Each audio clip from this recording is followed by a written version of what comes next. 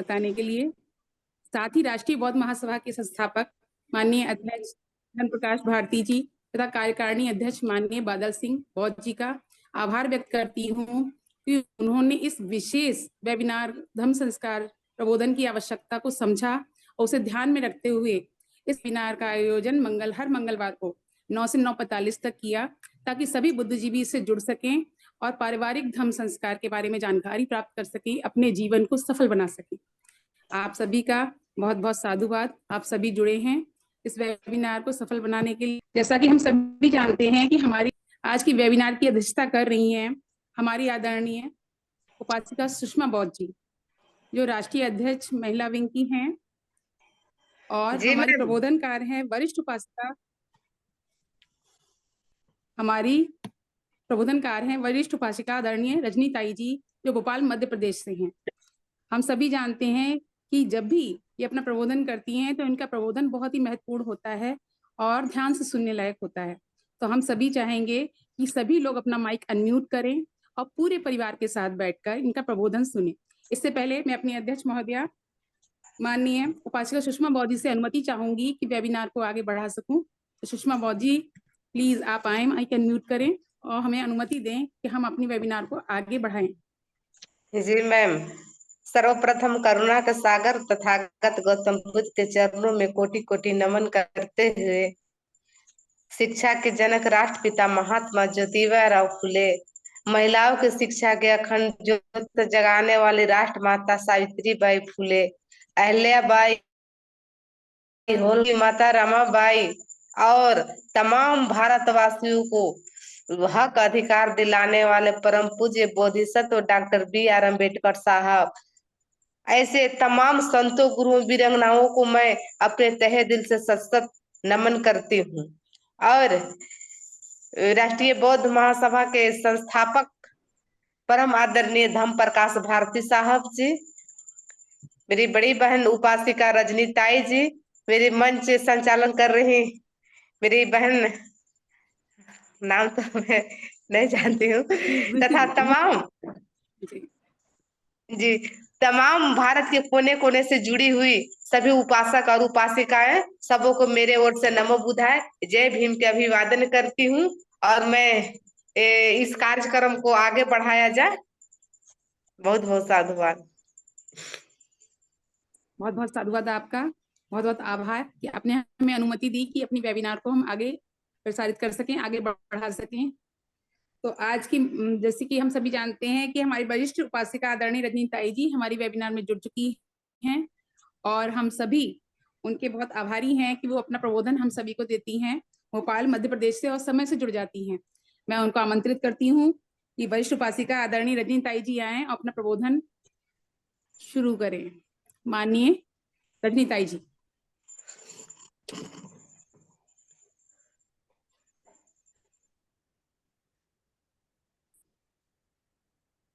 Mic unmute करें अभी। Hello hello, रुचि जी आवाज आ रही मेरी?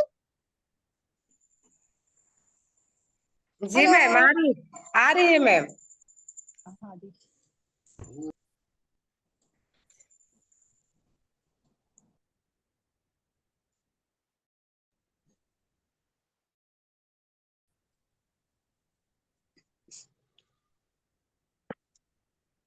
हेलो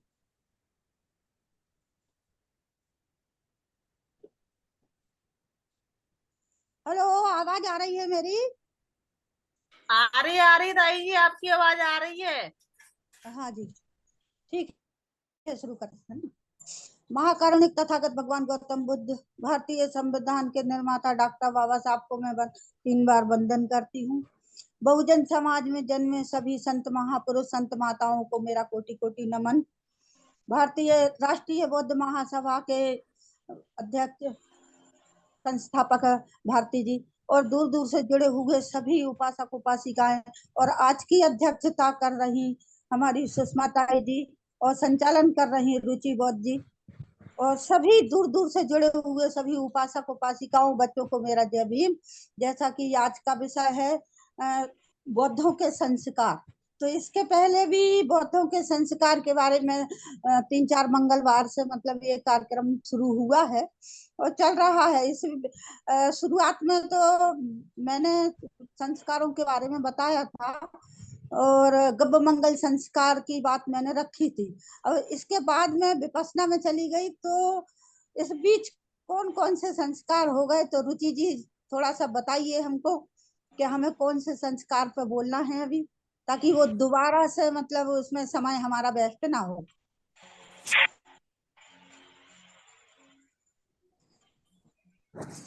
ताई जी कोई संस्कार नहीं हुआ, अभी गब्ब मंगल संस्कार ही हुआ है।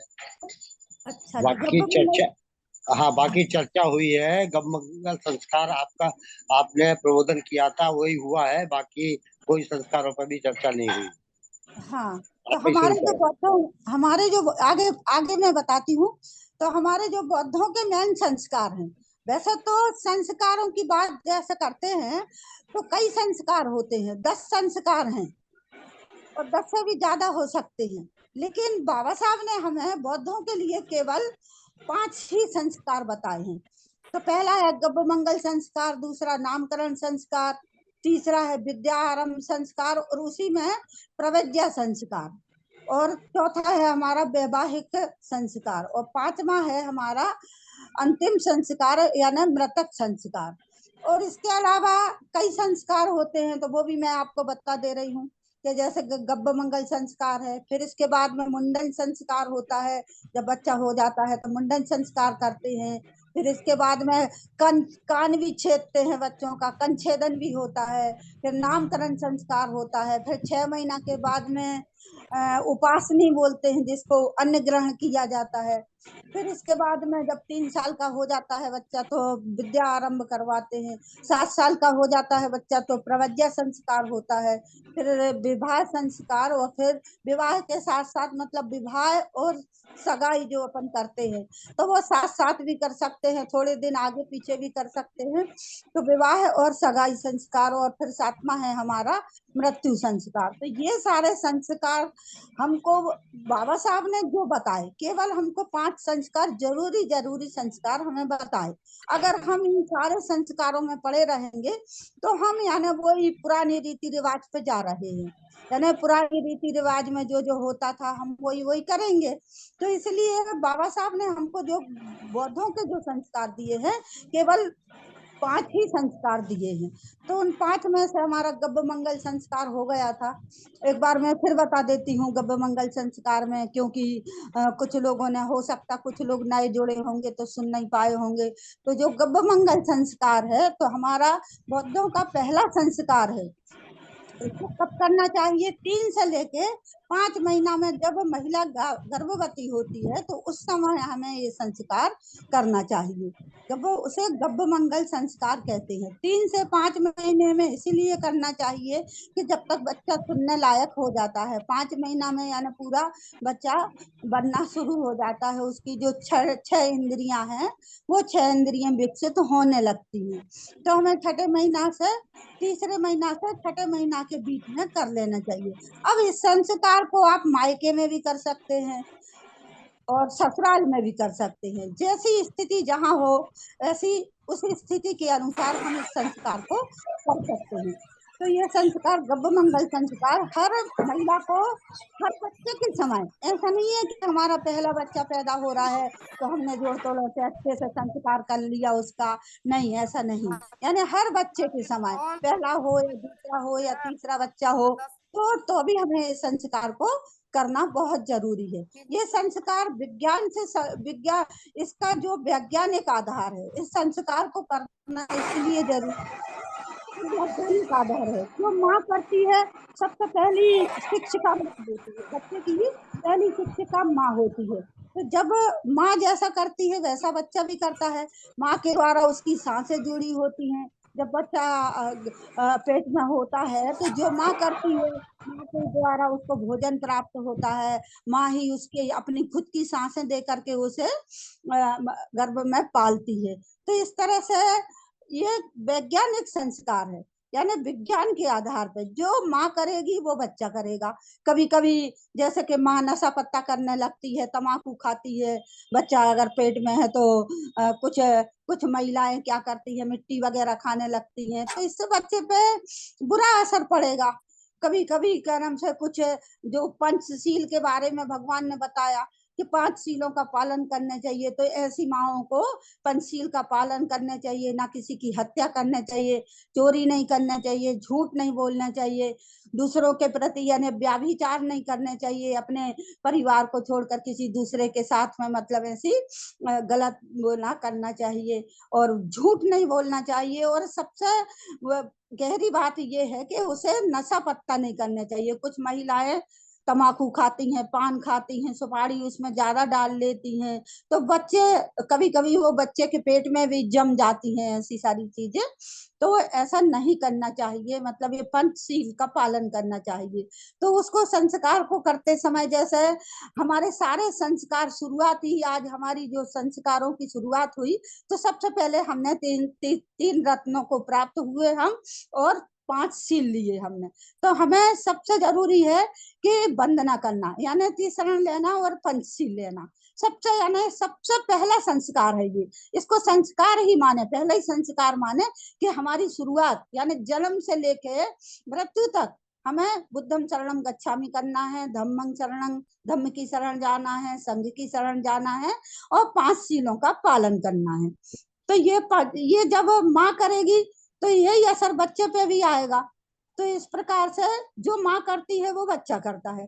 तो ये विज्ञान के आधार पर ये सारी बातें वो सुनता है जैसा माँ करती है। तो इसके करते समय मतलब घर में जब 6ठा महीना हो जाता है, अपने परिवार में जिस दिन भी आपने निश्चित किया है तो उस दिन ये संस्कार को करना चाहिए। घर परिवार के सभी कुटुंब के लोगों को बुलाना चाहिए, जैसी स्थिति हो, आपकी जैसी परिस्थिति हो, आजू बाजू वालों को भी, आस पड़ोस को भी, सभी रिश्तेदारों को बुला करके ये संस्कार करना चाहिए। तो इस संस्कार को करने के लिए घर में परितान पाठ रखे। परितान पाठ का मतलब ये नहीं कि मतलब अंदर श्रद्धा के लिए नहीं करना है, हमें परिवार और समाज के उसके लिए करना है, कल्याण के लिए, यानी हमें चित्त की शुद्धता के लिए करना है। ये परित्राण का मतलब यही है कि परि यानी होता है शत्रु, और त्राण यानी होता है उसको भगाना, यानी शत्रु को भगाना। कौन सा शत्रु को भगाना? राग, दोष, मोह, माया, इन सारी चीजों से दूर रखना। तो ये हम अगर परिधान पाठ करेंगे तो घर में मतलब शांति का संदेश है। और इसके साथ साथ जब हम करेंगे तब हमें किसी भिक्षु के द्वारा अगर संस्कार करना है तो भिक्षु को भी हम बुला सकते हैं, और अगर भिक्षु नहीं मिलते हैं तो हम किसी भी उपासक से या आचार्य को बुला करके हम इस संस्कार को कर सकते हैं। और यहाँ घर में कोई वरिष्ठ है और वो जानते हैं, इसके बारे में जानते हैं, तो वो भी हमारे वरिष्ठ उपासक जो हैं वो इस संस्कार को कर सकते हैं। जरूरी नहीं है कि हमें भिक्षु को वही बुलाना है। बाबा साहब ने 240 पेज नंबर पर बुद्ध और उनके धम्म में उन्होंने सारे संस्कारों को भिक्षु के हाथ से करवाना मना किया है। अगर हम भिक्षु से करवाएंगे और जैसे दूसरे समाज के लोग ब्राह्मण बुला के सब कुछ करते हैं, तो दोनों में क्या अंतर रह जाएगा। इसलिए बाबा साहब ने भिक्षुओं से सारे संस्कारों का मना किया है कि उनसे नहीं करवाना चाहिए। फिर भी कुछ लोगों को ऐसा लगता है कि भिक्षु हमारे घर में आना चाहिए, तो बुलाओ उनको, उनसे परिधान पाठ यानी 3 शरण जाओ उनकी, और इसके बाद में उनसे पंचशील लो।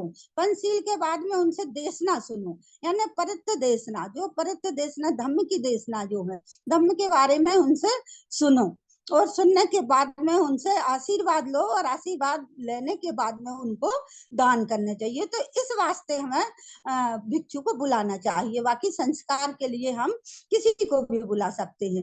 तो जब हम किसी को भी बुलाएंगे तो उनको भी हमें कुछ देना है, मतलब दान वगैरह करना है। कुछ नहीं तो जैसे घर में हम स्वल्पाहार की व्यवस्था करें या भोजन की व्यवस्था करें, तो सभी लोगों को मतलब भोजन करा सकते, स्वल्पाहार करा सकते हैं, जैसी आपकी परिस्थिति हो, परिस्थिति के आधार पे। तो परिधान पाठ करें, और फिर इसके बाद में सुनने के बाद में, देशना सुनने के बाद में बुद्ध और उनका धम्म का एक पाठ जरूर करें, यानी जो भगवान का जो जन्म हुआ था वो जन्म वाला जरूर पढ़ें। और इसके साथ में एक अनाथ पिंडक की कहानी आती है। जो अनाथ पिंडक था उसकी माँ जो थी तो ये सारे संस्कार वो करती थी, यानी सभी लोगों को दान देती थी। उसका जो नाम पड़ा अनाथ पिंडक। क्यों नाम पड़ा?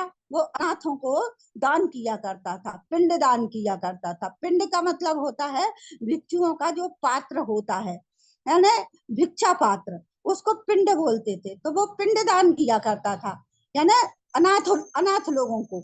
तो इसलिए उसका अनाथ पिंडक नाम पड़ा। और उसका नाम था सुदत्त, यानी वो इतना दानी था। तो ये कहाँ से उसके दान करने की कहाँ से वो आई? तो उसके जब वो माँ के पेट में था तो ये उसकी माँ सब कुछ करती थी, तो माँ के वजह से उसको ये संस्कार मिले दान के।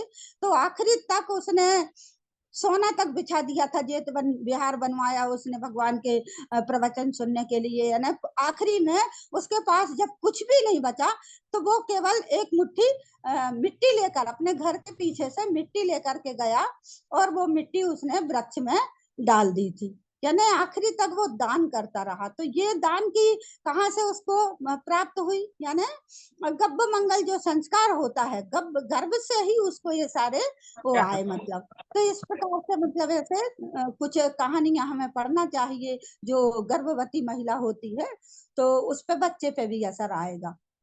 और इसके साथ साथ मतलब समय समय पर उस गर्भवती महिला को वो भी करना चाहिए, डॉक्टर को भी दिखाते रहना चाहिए। जो जरूरी इंजेक्शन वगैरह है वो लगवाना चाहिए, दवाइयां लेते रहना चाहिए, आराम करना चाहिए और पौष्टिक भोजन करना चाहिए। पौष्टिक भोजन बहुत जरूरी है। और कुछ लोग इसकी जांच करवाते हैं कि बेटा है पेट में उसके कि बेटी है, तो ऐसा कभी ना करवाएं। बेटा हो या बेटी, माँ ही जन्म देती है। हर माँ एक महापुरुष को जन्म देती है, एक कोई को माँ जन्म नहीं देती है ना? तो माँ ऐसा बिल्कुल ना सोचे कि बेटी पैदा हो कि बेटा पैदा हो। बेटी पैदा हो तो भी खुशी मनाए और बेटा पैदा हो तो भी खुशी मनाए। तो इस तरह का भेदभाव भी ना करें। तो ये पहला संस्कार हमारा हमने संक्षेप में पहले बता दिया था और बहुत जरूरी है। मतलब ये संस्कार को दोबारा से हमने बताया। अब इसके बाद में होता है बच्चा पैदा होने के बाद में नामकरण संस्कार। कहीं कुछ मेरा समय हो जाए तो आप बता देना रुचि जी। तो ये नामकरण संस्कार, नामकरण संस्कार क्या है? यह बौद्धों का दूसरा महत्वपूर्ण संस्कार है। इसे बालक के जन्म से लेकर मतलब 1 वर्ष के बीच में ही, मतलब 1 वर्ष का हो जाए तब भी कर सकते हो आप, और इसके बीच में अभी कभी भी जैसी सुविधा अनुसार इसका नामकरण संस्कार कर सकते हैं। तो इस समय भी जब नामकरण संस्कार करते हैं ना, तो जो मैंने गव्य मंगल संस्कार में जो पूरी वो बताया, मतलब तीसरण लेना है, पंचशील लेना है, वो ही शुरुआत की जो मैंने बताया, पूजा पाठ जो बताया, वंदना वगैरह, ये सब वैसा ही करना है। और इसके बाद में उससे जब बच्चे का जब नाम रखना है तो किसी भी घर के जो बुजुर्ग हैं, मतलब उन बुजुर्ग से बच्चे का नाम बौद्ध साहित्य के अनुसार रखवाना चाहिए। पहले से सोच लेने चाहिए कि हमें मतलब क्या नाम रखना है। तो बौद्ध रीति रिवाज से कर रहे हैं तो बौद्धों के नाम होने चाहिए। जैसे कुछ लोग बौद्धों के उसमें मतलब ही नहीं मालूम होता है। तो जैसे बालक हुआ है तो बालक का भी नाम, मतलब एक किताब में हमारे जो दिया है पूरी उसमें लिस्ट दी है, बालकों का क्या नाम रखना चाहिए और बालिकाओं का क्या नाम रखना चाहिए। तो उस बौद्ध रीति रिवाज से हमें बच्चे का नाम रखना चाहिए। बच्चे को पालने में भी डालना चाहिए। अगर 1 साल के अंदर कर रहे हैं तो बच्चे को पालना में भी डालना चाहिए, मंगल गीत गाना चाहिए, पालना गाय। और इस संस्कार में मतलब बच्चे के हाथ से कुछ दान भी दिलवाना चाहिए। सभी आमंत्रित जनों को स्वल्पाहार कराएं और इस दिन मांसाहार, शराब या नशीली चीजें बिल्कुल नहीं वो करना चाहिए। बच्चे की आयु 1 वर्ष के बाद ही उसका, कभी कभी क्या होता है जब बच्चा 1 वर्ष का हो जाता है तो फिर जन्मदिन मनाने लगते हैं, है ना? तो जन्मदिन जब मनाते हैं तो ये जन्मदिन मनाने की हमारी बौद्धों की परंपरा नहीं है, ना भारतीय परंपरा है। इसे मुक्ति दिवस के रूप में मतलब वो करें। जैसे कि 14 अक्टूबर को बाबा साहब ने जब हमको 14 अक्टूबर को बाबा साहब ने जब धम्म दीक्षा दी, तो बाबा साहब क्या कहते हैं धम्म दीक्षा लेने के बाद क्या बोलते हैं कि आज मुझे ऐसा लग रहा है कि मेरा पुनर्जन्म हो रहा है। तो अगर जन्मदिन मनाना भी है तो हमें 14 अक्टूबर को मनाना चाहिए जन्मदिन। और फिर भी जन्मदिन मनाए तो केक नहीं काटना चाहिए हमें, मोमबत्ती, जैसे हम केक काटते हैं उसमें मोमबत्ती लगाते हैं और मोमबत्ती लगा करके उसको बुझाते हैं, अपने घर का दीपक खुद बुझाते हैं।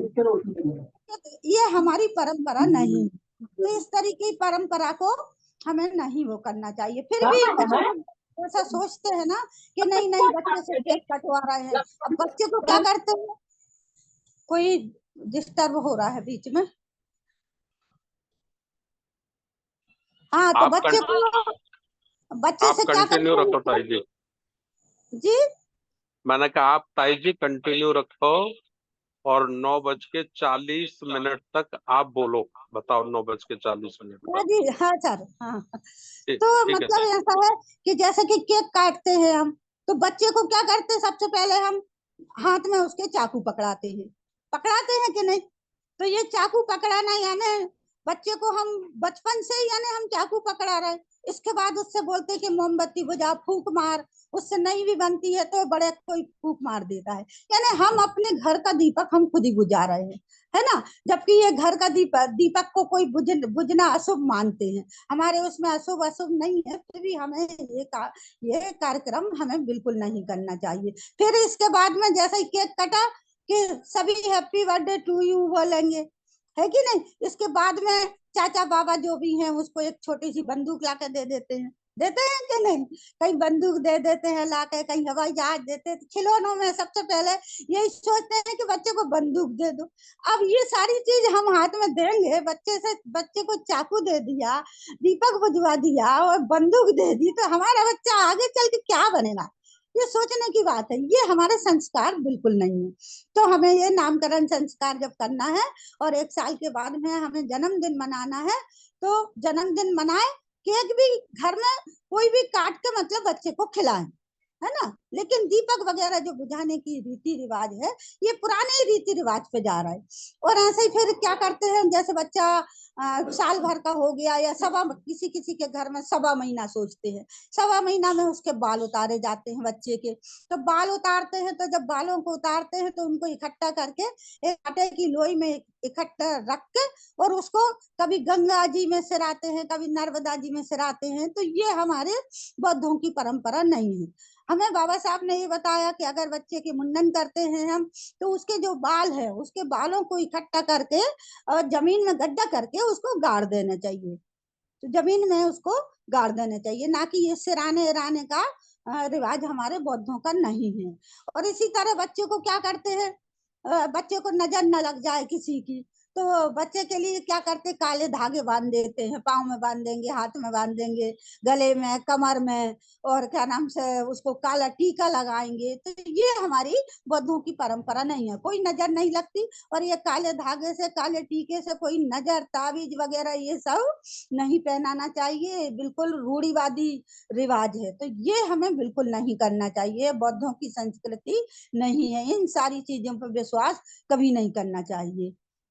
तो बच्चे को जहां तक है, जैसे ही कुछ लोग क्या करते हैं, कान छेदते हैं बच्चे का, कान बचपन में ही छिदवा देते हैं, तो कान छेदन होता है। तो ये कान भी हमें, कान नाक छिदवा देते हैं, लड़की हुई तो नाक भी छिदवा देते। तो ये कान नाक वगैरह हमें बिल्कुल नहीं छिदवाना चाहिए, क्योंकि अगर जब हम ये कान नाक छिदवा देंगे तो हम उसमें सोना चांदी डालेंगे, फिर उसको सोना चांदी पहनाएंगे। यानी उसको बचपन से यानी जो जो ये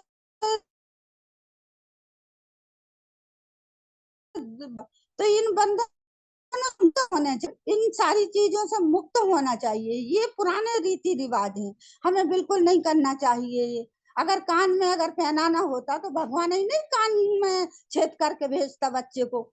भगवान ने तो ऐसा ही भेजा ना, उसको कुछ भी नहीं है, उसके आंग पे कहीं एक निशान तक नहीं है, ना कान छेदे ना नाक छेदे। तो ये सारी चीजें हमें, ये रीति रिवाज यानी पुराने रूढ़िवादी रीति रिवाज है, ये हमें बिल्कुल नहीं करना चाहिए। मुंडन संस्कार करना है तो बस ऐसे ही साधारण कोई भी घर का बुजुर्ग उसके 2-4 बाल काट दे और इसके बाद में नाई से मतलब उसके बाल का मुंडन करवा के और उसको लोई में रख के उसको गाड़ सकते हैं, या किसी चीज में भी इकट्ठा करके उसको गड्ढे करके गाड़ सकते हैं। तो इस तरह से उसका संस्कार करने चाहिए। आगे बोलती जाऊं, दूसरे संस्कार बताऊं?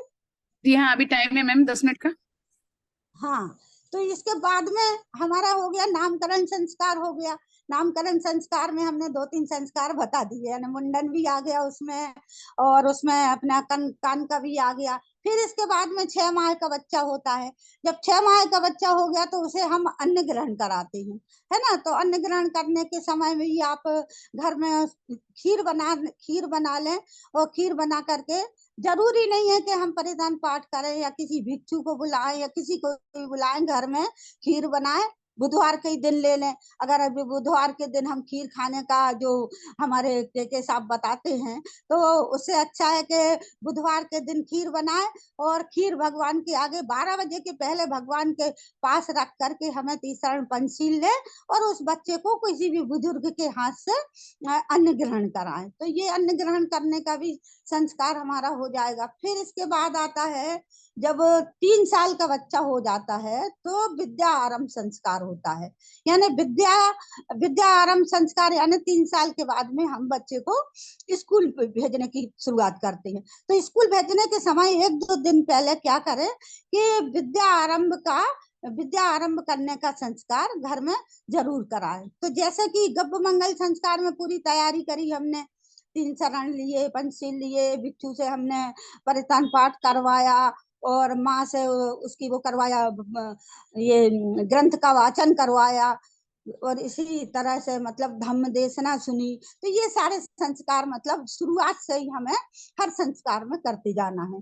तो विद्या आरंभ करेंगे तो बच्चे को मतलब, जब हम बच्चे को ये सारी चीज बताएंगे, जब स्कूल भेजने के 1-2 दिन पहले ही से हम ये संस्कार करवाएंगे, तो जैसे कि कोई विद्वान भिक्षु है या क्या नाम से शीलवान उपासक उपासिका है, तो वो आकर के परिधान पाठ करें। बच्चे को इस दिन भी यानी शुभ्र वस्त्र पहनाएं, और घर के माता पिता है वो भी शुभ्र वस्त्र पहने।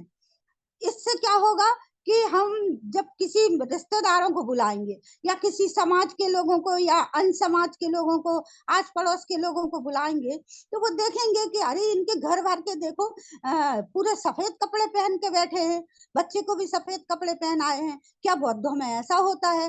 तो उससे क्या होगा, एक हमारी पहचान बनेगी। हमारे बौद्धों की पहचान क्या है, हमारे बौद्धों की पहचान भी होने चाहिए। हम कभी भी जब बुद्ध विहार जाते हैं तो हमें श्वेत वस्त्रों में ही जाना चाहिए, भले कोई सा भी वो हो, कोई सा भी हमारा त्योहार हो। जब भी हम हर संडे को जाते हैं, हर बुधवार को जाते हैं, तो सभी यानी श्वेत वस्त्र में, अभी जैसे कि हम अभी देखो इसमें बैठे हुए हैं, जूम पर बैठे हुए हैं, तो बहुत से लोग यानी श्वेत वस्त्र पहन कर बैठे हुए हैं।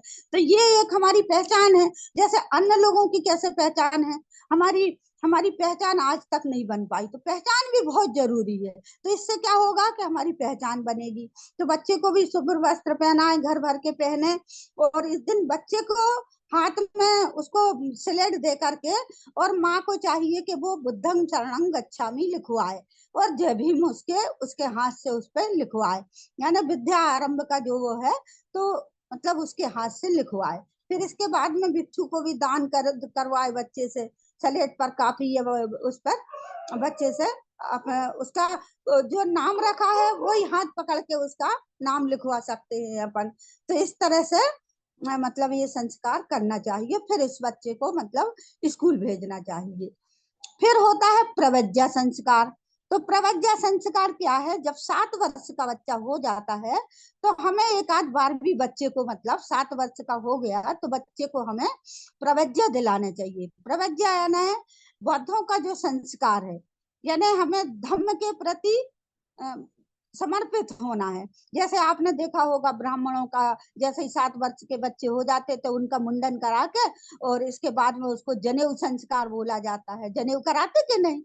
ऐसे ही मुसलमानों का देखा होगा आपने, वो कोई सी वो होती है उनकी मुसलमानों की बच्चों की। जैसे ही वो 7 वर्ष के हो जाते हैं तो वो करते हैं उसकी, और मुसलमान बनाते हैं उसको। यानी सभी सभी मतलब उसमें धर्म में मतलब अपने अपने संस्कार होते हैं। तो हमारे बौद्ध धर्म में यही संस्कार है कि हमें प्रवज्य दिलाने चाहिए। अब जब हम प्रवज्य दिलाएंगे तो हमें क्या करना है कि जब हम प्रवज्य दिलाएंगे, 7 दिन के लिए दिलाएं या 10 दिन के लिए दिलाएं, तो अब बच्चा छोटा है और जहां भी ये संस्कारों का कार्यक्रम चल रहा है, जैसे अभी हमारे भोपाल में जगह जगह मतलब प्रवज्या संस्कार चल रहा है। 13 तारीख से शुरू हुआ है और 23 तारीख को मतलब खत्म होगा। तो 10 दिन के लिए 7 साल से लेकर के 70 साल के लोग तक हमारे यहाँ 15 लोग श्रामनेर बन हुए, उसको श्रामनेर बोला जाता है।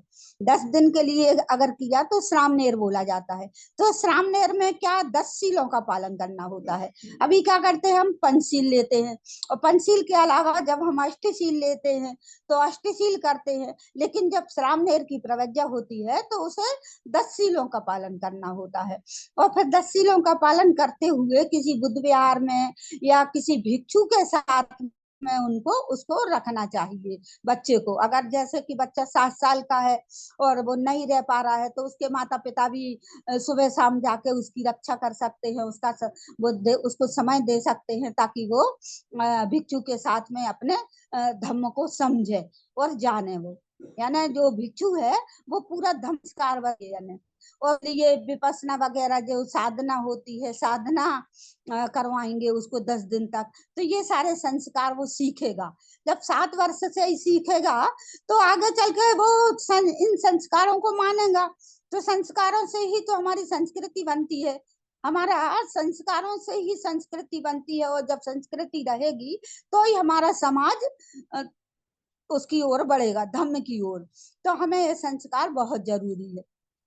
इस तरह का मतलब भिक्षु के पास में रह करके उसको सारे संस्कार। और ऐसे ही मैंने जो गब्ब मंगल संस्कार बताया उसमें यानी 6ठे महीना और 7वें महीना तक जो गर्भवती महिला होती है उसको भी यानी 10 दिन का शिविर करवाना चाहिए। एक बार गुरुजी से पूछी कि हम विपස්සना कब कर सकते हैं, तो गुरुजी बोलते हैं कि माँ के गर्भ से ही कर सकते हैं। जब माँ के गर्भ से अगर हम विपස්සना करेंगे तो वो बच्चे पे भी असर आएगा। तो उसको जरूर भेजने चाहिए। जो 10 दिन जो माँ वहां पे जो शीलों का पालन करेगी तो उससे उस बच्चे की भी जो पारमिताएं हैं वो भी यानी उसको जन्म से पहले ही उसको पारमिताएं मिलेंगी। जो 10 पारमिताएं हैं ना, कहते हैं कि 10 पारमिताएं हमारे अंदर जो कई जन्मों की ये हमारे अंदर जो बीज डले होते हैं, तो वो जो बीज है उनको हवा पानी मिल जाती है, खाद पानी मिल जाती है, तो यानी वो हरे आ जाता है। तो विपස්සना का बीज है, तो उसको गर्भ संस्कार जब हम करेंगे और विपස්සना करवाएंगे तो उसको विपස්සना से ही उस बच्चे में ये बौद्धों के संस्कार आएंगे। इस तरह से मतलब ये संस्कार को पूरे अच्छे उससे आप बताना वो करें। तो बहुत सारी बातें हैं जो जरूरी है मतलब बौद्धों के लिए। फिर भी मैं समय को देखते हुए 5 मिनट रह गए हैं बस, तो समय को देखते हुए मैं अभी अगला जो संस्कार है अगली बार बताएंगे। तो अभी विद्या आरंभ और प्रवज्या संस्कार तक हम बता चुके हैं। तो अभी समय और रुचि जी तो बताएं आप, और किसी और के लिए अगर किसी का प्रश्न हो तो इस समय में हम प्रश्न उत्तर भी कर सकते हैं। ताई जी, मेरी आवाज आ रही है? जी हाँ जी सर, आ रही है। जी जी ताई जी, निवेदन ये है जी कि ये जो कार्यक्रम शुरू किया है राष्ट्रीय बौद्ध महासभा ने, जी इसका जो मुख्य उद्देश्य है हाँ वो उद्देश्य यह है कि जो हमारे बौद्धों के संस्कार हैं प्राचीन काल में थे, बीच में उनको छल पूर्वक धोखे से खत्म कर दिया गया, हाँ तो पुनः फिर वह संस्कार हमारे समाज में व्यापक हों, उनकी शुरुआत हो, उस उद्देश्य के लिए ये कार्यक्रम आयोजित किया गया है। और दूसरा इसमें क्या है कि हम लोग वक्ता नहीं रख रहे। जैसे सोमवार को संविधान वाचन होता है ना, जी तो केवल अकेले आरसी धीमान साहब ही करते हैं। जी हाँ ठीक इसी प्रकार से बुधवार को जो हमारा बुद्ध और उनके धम्म का वाचन होता है, जी हाँ। तो अभी हमारे राष्ट्रीय सहायक आचार्य एलपी अमृत बौद्ध साहब करते हैं। जी ठीक उसी तर्ज पर हम ये मंगलवार की शाम को बौद्धों के संस्कार, बौद्ध परिवारों के संस्कार, बौद्धों के परिवार में क्या सिस्टम होना चाहिए, है ना, तो जी इस किस्म का ये चला रहे हैं। जी तो अभी शुरू किया है नया नया, तो इसमें मेरा आपसे जो विशेष निवेदन है वो ये है कि आपको काफी अच्छी नॉलेज है, और भी हमारे साथियों को इस किस्म की नॉलेज हो, उपासक या आदरणीय उपासकाएं, तो उनको भी आप सिलेक्ट करो। और ये प्रत्येक मंगलवार को अनवर्त चलने वाला कार्यक्रम बनाना चाहते हैं। अनवर्त, जी जी चाहे हाँ। हम 20 लोग ही बैठे, चाहे 50 लोग बैठे हैं, चाहे 10 लोग बैठे हैं, लेकिन संस्कारों पे चर्चा होनी चाहिए। और जब संस्कारों पे चर्चा होगी तो समाज में परिवर्तन का भाव बनना शुरू हो जाएगा। टाइम तो लगेगी, समय जी लगेगा। जी आज सर। से अगर शुरू करेंगे तो लगभग 10-15 वर्षों में इसका प्रभाव बड़े पैमाने पर निकलेगा, लेकिन शुरू करना पड़ेगा, है ना। जी तो हाँ। इसमें जो विशेष अनुरोध था मेरा वो यही है कि आप ज्यादा से ज्यादा समय हमको दो, ठीक है। जी सर। ये जब मंगलवार के दिन आप बना के सर रखो। उपस्थित रहते हैं तो मैं जरूर जुड़ जाती हूँ। अभी इस बीच में हाँ साधना में चली गई थी तो मैंने मैसेज डाल हाँ। दिया था वैसे कि मैं और साधना में जा रही हूँ। हाँ, वो कोई बात नहीं, जी जब जब आप उपस्थित हैं तो इन संस्कारों में जैसे अभी अ, हम भिक्षु, कोई प्रोग्राम होता है तो भिक्षु संघ से हमको निवेदन करना होता है कि हमको तृणशील दीजिए, पंचशील हाँ। दीजिए।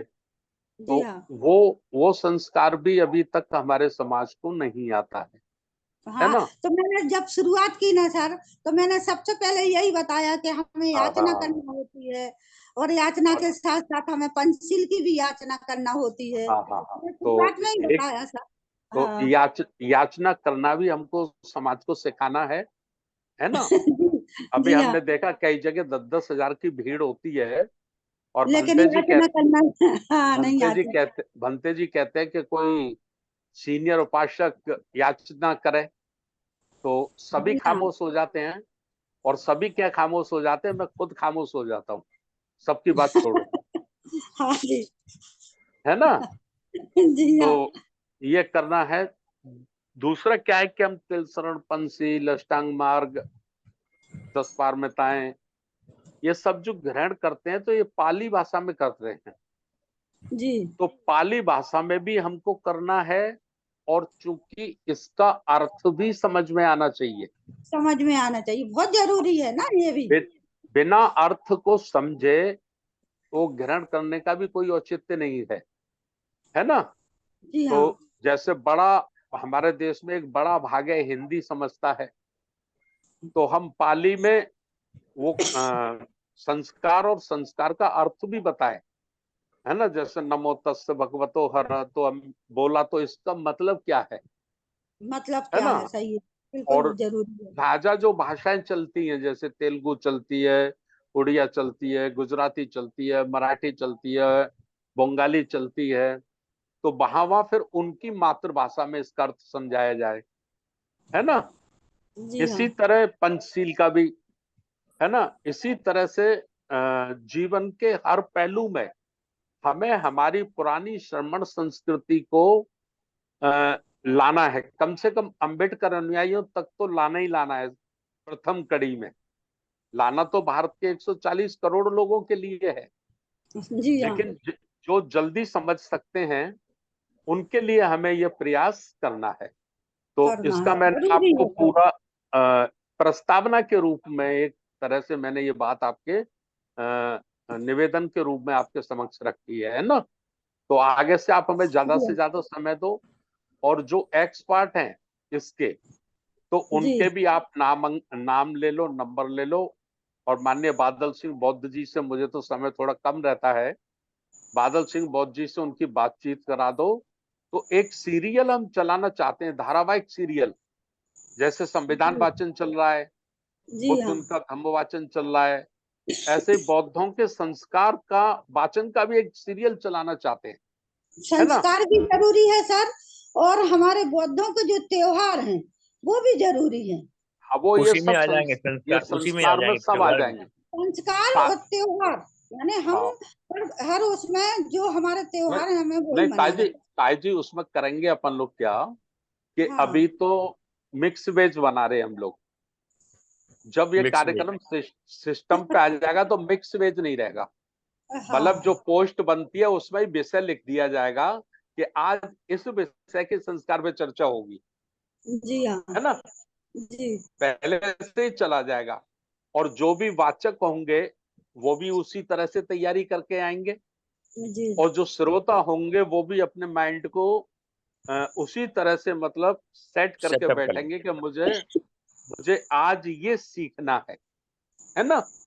जी हाँ, तो ये मेरा निवेदन था। मैंने आदरणीय रुचि बौद्ध जी से मैं क्षमा चाहता हूँ, मैंने ज्यादा टाइम ले लिया, लेकिन मैंने सोचा कि थोड़ा सा इस कार्यक्रम के विषय में जानकारी हमारे साथियों तक पहुंचनी चाहिए, इसलिए बीच में मैंने अनाधिकृत रूप से समय ले लिया है। इसके लिए मैं क्षमा चाहता हूँ। बहुत बहुत धन्यवाद। नमो बुद्धाय। जय भीम।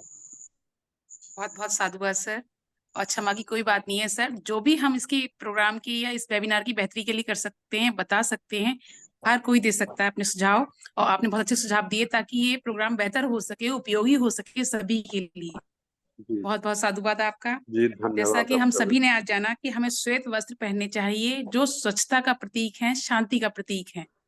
ये हमें ध्यान रखना चाहिए कि हम बौद्धिस्ट हैं, तो हमें रंगीन कपड़ों से इस वेबिनार में, जैसे एक विद्यालय का एक डिसिप्लिन होता है, ठीक उसी तरह हमें पूरी कोशिश करनी चाहिए कि हम सफेद वस्त्र पहने और ड्रेस। हम बौद्धिस्ट कुछ दिखें। लोग है ना रुचि तो जी, पहला तो ये था, रजनीताई जी ने बताया। दूसरा, हम भिक्षुओं को तो बुलाएं लेकिन हम उन पर निर्भर ना हो जाए। हमें स्वयं इतना ज्ञान होना चाहिए, हम बुद्धिस्ट हैं और हम इसके मूल निवासी हैं, हमारा पूरा भारत देश था जो बुद्धिस्ट था, तो हम उन पर निर्भर ना हो जाएं। उनके बिना भी हम अपने संस्कारों को कर सकें, अपने बच्चों का नामकरण कर सकें, गृह प्रवेश कर सकें, हर कोई चीज हम उन पर बिल्कुल निर्भर ना हो। ये भी बताया उन्होंने। उनका आदर करें, सत्कार करें, उन्हें आमंत्रित करें, लेकिन हमें निर्भर नहीं होना है। इसी के साथ मैं अपनी अध्यक्ष महोदया उपासिका सुषमा बौद्ध जी को बुलाना चाहूंगी कि वो अपना अध्यक्षीय प्रबोधन दें और हम सभी को अनुग्रहित करें अपने शब्दों से। माननीय उपासिका सुषमा बौद्ध जी।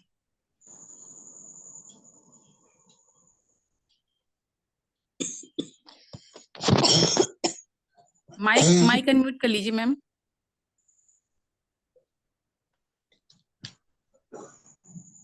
माइक को दीजिए सुषमा मैडम, माइक। सुषमा बौद्ध जी, माइक अनम्यूट कर लीजिए, आवाज नहीं आ रही। जी मैम, अभी जी आए आवाज? अब आ गई। जी आ गई, आ गई।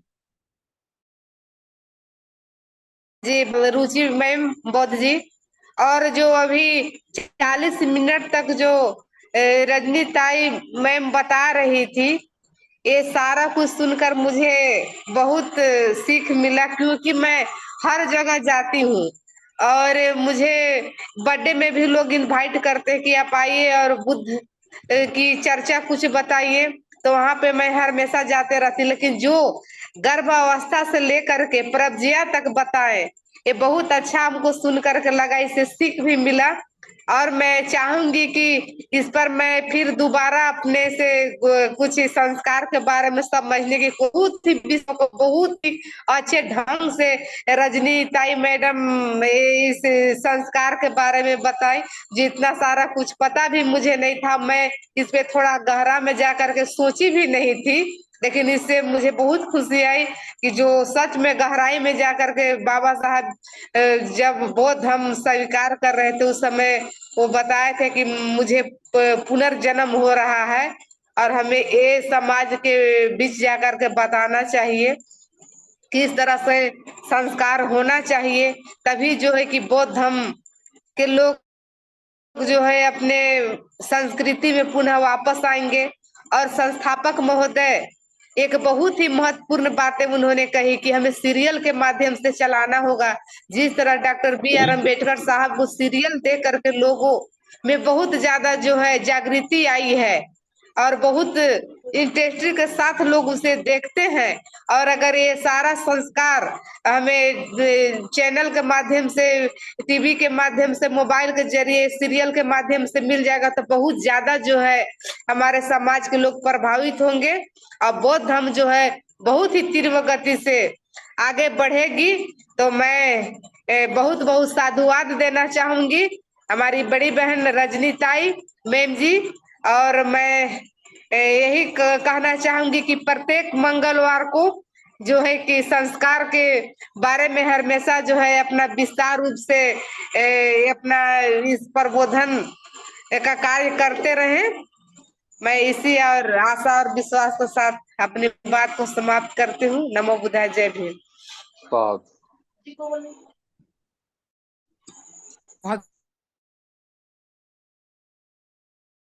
बहुत सुषमा जी, हम सभी को बहुत प्रेरणा मिली और ताकि हम जान चुके हैं कि हमारे 4 संस्कार हो चुके हैं: मंगल संस्कार, नामकरण संस्कार, विद्या संस्कार और प्रवज्य संस्कार। अगली बार हमारा 5वां संस्कार होगा और हम सभी चाहेंगे इस बौद्ध धर्म के संस्कार की तुलना जो है वो किसी संसार में किसी भी धर्म से नहीं है। तो ये धर्म ऐसा है जो सर्वश्रेष्ठ है। तो हमारे बच्चे भी इसे अनुसरण करें, हम भी अनुसरण करें। और जो डिसिप्लिन बता रहे हैं रजनी ताई जी, के बौद्ध जी, जो हमारे माननीय आदरणीय बड़े लोग बता रहे हैं, हमारे वरिष्ठ लोग इस वेबिनार में, हम उसका पालन भी करें। जब हम पालन करेंगे तो बच्चे भी करेंगे। इसलिए मैं आप सभी से अनुरोध करूंगी कि अगली बार सभी लोग श्वेत वस्त्र में ही आए इस वेबिनार में। और अदरवाइज मोस्टली लोगों ने तो अपना स्क्रीन ही ऑफ कर रखा है। और क्योंकि सफेद वस्त्र जब हमें देने का मौका मिला, क्योंकि हम सभी को गंदे वस्त्र और पहने हुए वस्त्र पहनने का मौका मिला था बाबा साहब की वजह से, हमारे महापुरुषों की वजह से हमें जो मौका मिला है साफ स्वच्छ वस्त्र पहनने का, हमें से पूरी तरह प्रयोग करना चाहिए, अपनी पहचान बनानी चाहिए। इसी के साथ मैं चाहूंगी सभी सभ्य सत्ता के साथ आज की वेबिनार का समापन करें। सभी अपना माइक अनम्यूट करेंगे, मन को शांत करेंगे। सभ्य सत्ता सुखी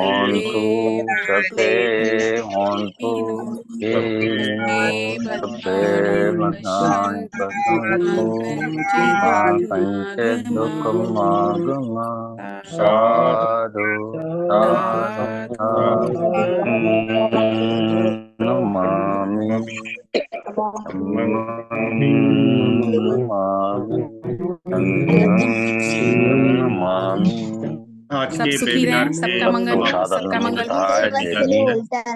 सभी जय भीम, नमो जनों को सादर जय भीम, नमो बुद्धाय, जय भीम।